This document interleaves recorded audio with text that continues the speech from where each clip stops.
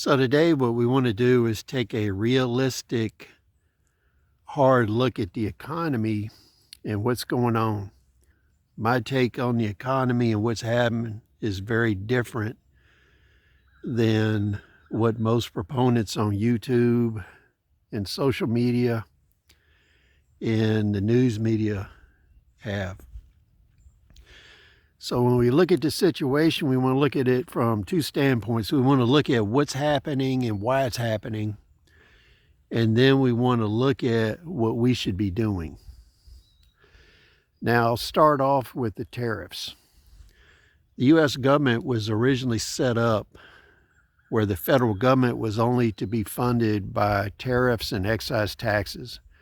There was not supposed to be any income tax on the federal level whatsoever. The reason for this was to limit the size of the government and limit the intrusion of the federal government into the states and your private life.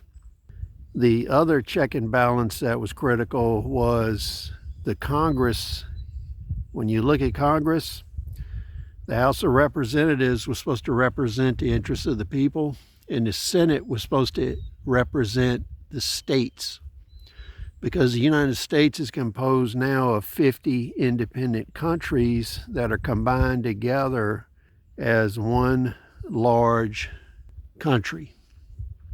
So when we look at that, originally we had a confederation under the Articles of Confederation, and then we went to a federal government model under the Constitution. So the U.S. is actually composed of 50 nations and a lot of territories. And the Senate was supposed to represent these countries and territories. And that way the interests of the people versus the interest of these countries could be weighed out, and it would provide stability. The populist movement in the late 1800s and 1900s, early 1900s, got rid of these two key checks and balances. That's why the federal government is so large. The other thing people don't realize is the income tax cut the gross national product of the United States in half. If you look back at economic data, you'll see that the gross national product in the U.S. grew on an average of 6% a year before income tax. Now it's somewhere between 1% and 3%, with 2% as a target.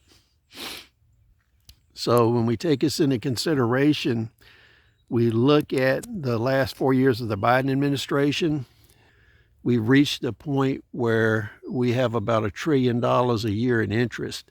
If we kept growing the budget and spending at the rate that the Biden administration had, in 3 years, we would be paying more interest than we collected in taxes.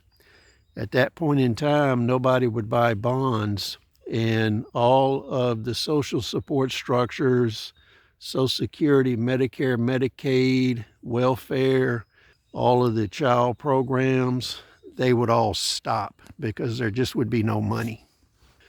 What's going on right now is part of moving production and the revenue generation from that of a socialist government model to that of a private industry model. So that is one of the reasons things are happening as they are. The government model is not sustainable. We can't borrow and collect enough money to even pay the interest on the debt we've already accumulated. So that has to stop. And in order to save the Social Security, Medicare, Medicaid, and the social safety net, we have to cut back to what we can actually afford to do, or we will have nothing. The second problem is we're on the precipice of World War III. Now, whether that's going to happen today, tomorrow, 10 years from now, 15 years from now, we know it's going to happen. We're in a resource and monetary conflict with several major powers, the main one being China. So when you look at China, Great Britain and the British Empire faced the same dilemma we did. are facing right now.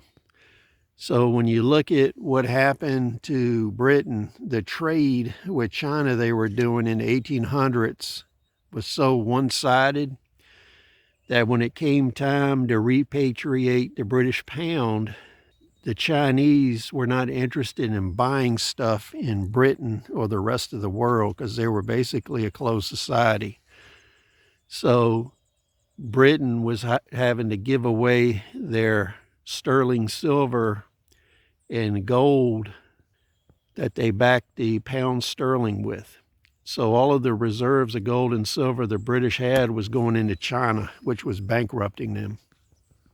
As a result of this, the royal family in Britain and the business class in Britain and the British military became the largest drug dealer in the world.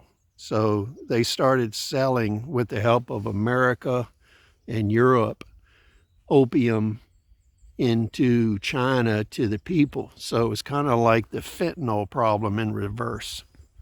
The Boxer Rebellion and several other wars were fought in China by the international community, including the US and Britain, in order to secure their right to sell dope to the Chinese people.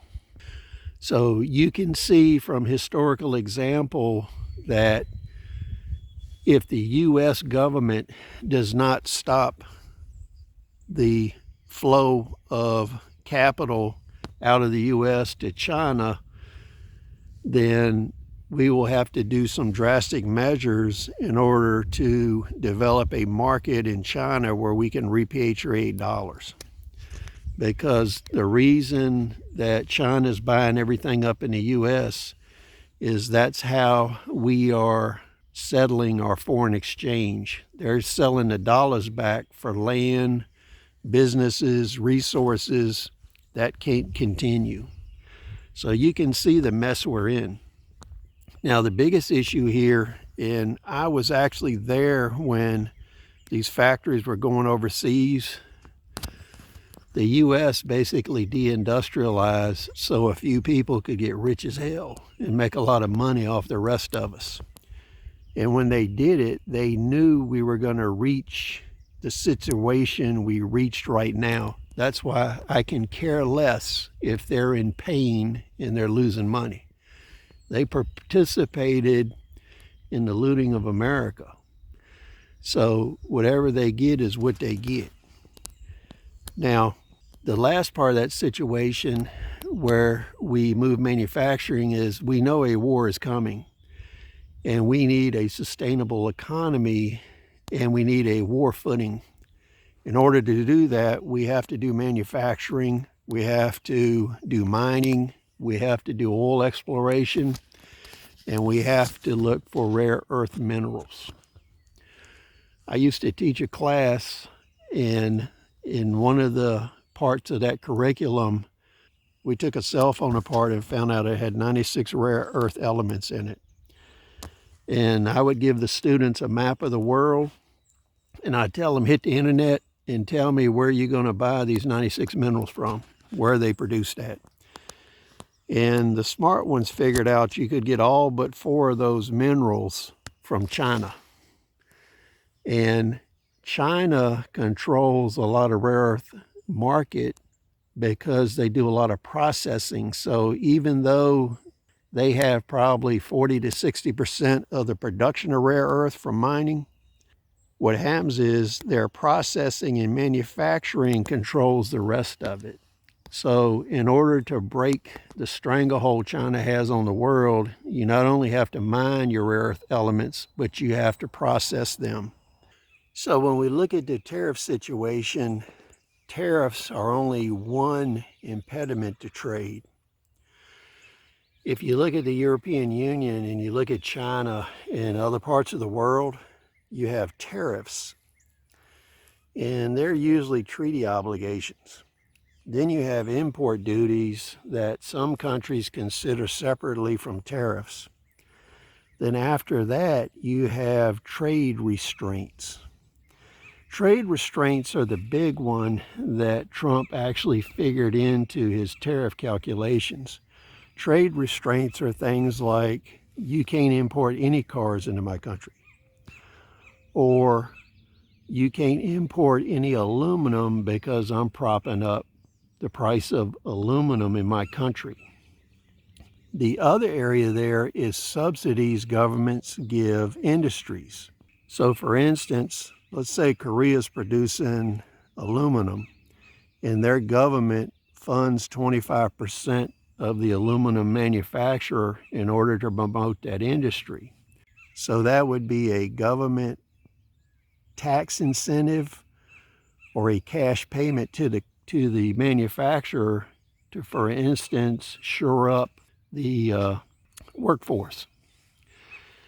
If you look at the cash for clunkers that was done in the United States by Obama, that wiped out around 600,000 vehicles that the poor can't own now. It was actually an incentive program that acted like a tariff or a trade restraint against other countries, because those cars could have been exported, and the incentives that were given to the manufacturer supported them so they could offer their vehicles at a lower cost versus the imported vehicles. So you can see in America we do the same kind of things.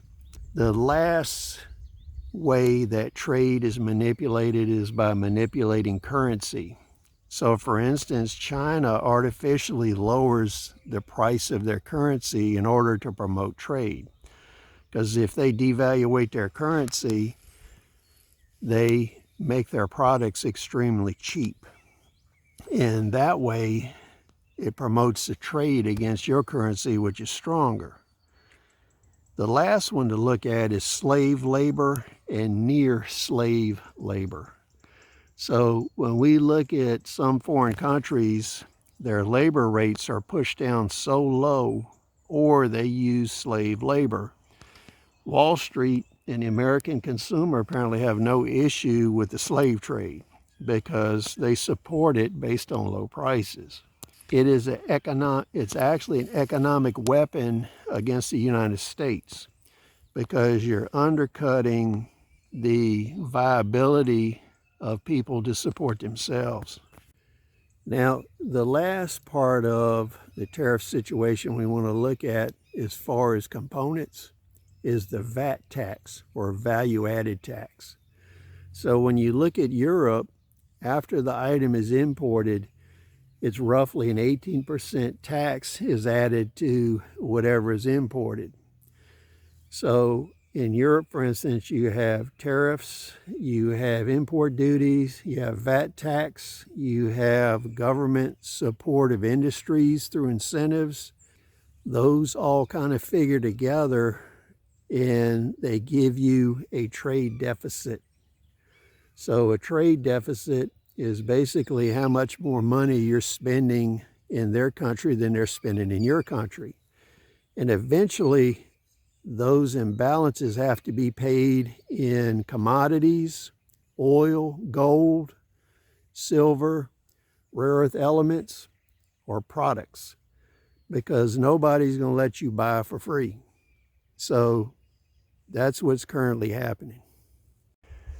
I've been a licensed manufacturer, engineer, I've been an earth scientist, I've worked for the government, I've worked for corporations, I've worked for myself. So I've seen all of these issues firsthand. And basically I functioned as a fixer to fix production issues, sourcing issues, personnel issues, and corporate issues. And I did that for 40 years. So I have a lot of insights into things that these other people that you're listening to don't have. So when we look at tariffs, they function like excise taxes. They're indirect taxes. So what happens is a business pays the tax, and a portion of that tax is passed on to the consumer, but rarely is all of it passed on. And that's one of the big myths. They act like all of it's going to be passed to you. But in reality, what happens is market point pricing determines how much excise and tariff taxes and import duties can be passed to the consumer. Because if an item costs $500 on the market And it's so competitive that at $505, nobody will buy it, or they'll buy your competitors. You have to eat the tariff increases in order to maintain sales. So it becomes an issue of whether it's worth the amount of profit to continue with that imported product. Or in the case of excise taxes, where you're going to continue to manufacture things, because the excise taxes are internal U.S. taxes on items that are manufactured. Most people don't even know that exists. For instance, on firearms, it's 10 or 11%. And the story I'll illustrate to you, in 93, 94, 95, we were making AR-15s and M16s, and we were assembling other weapons. And the price points were so competitive in that era that if your rifle was $5 to $10 more than the competitor, people wouldn't buy it. So in that instance, I was making around 8%, and the federal government was making 11%. So what we did is we decided to stop manufacturing those items, and we went into refinishing, rebuilding. We started doing M1s and M2 carbines, M1 rifles, Class 3 work. So as a business, you have to change with the times and conditions to remain viable. That's what's going to happen in the future. So long term, what we're doing is we're rearranging the economy. So that's going to lead to a lot of job loss, a lot of dislocation, product unavailability, spare parts unavailability. So you have to be flexible. And that brings us to our survival strategy. There are three kinds of work.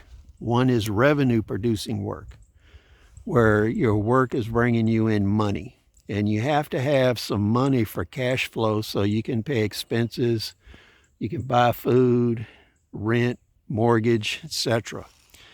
The second kind of work is non-revenue producing work. That is just as valuable as revenue producing work. What that does is it provides you cost savings so that you can utilize your money for other purposes. That way it helps you offset inflation. It helps you with price increases. It helps you with your survival efforts, and it increases your standard of living. So examples of non-revenue producing work.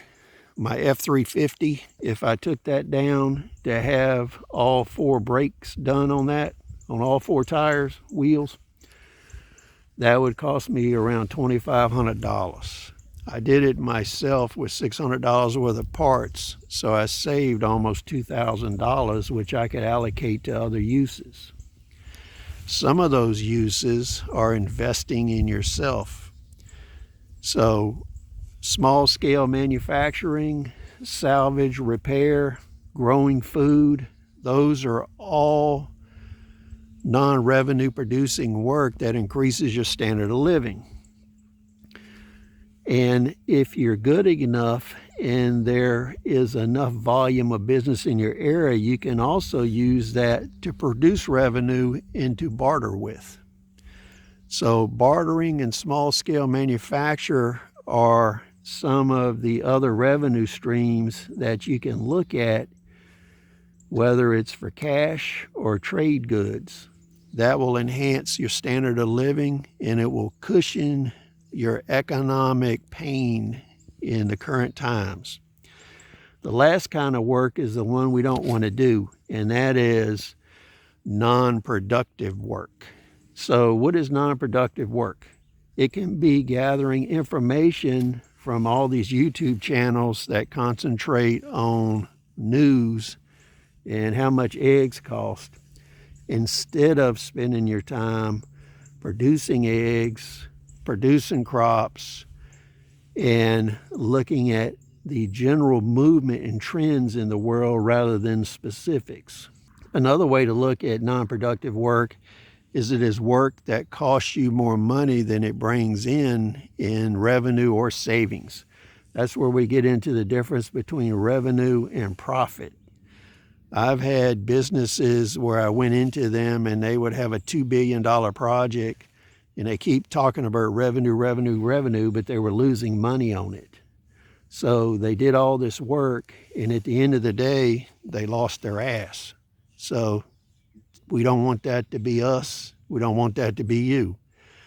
So when you're looking at jobs, when you're looking at business opportunities, when you're looking at barter opportunities, that should be a win-win situation. So a job should be profitable to the worker and the business. If it's not, walk away. So this is kind of a few ideas to ruminate on and think about. Please leave your comments, share your thoughts. We'll see you on the next video.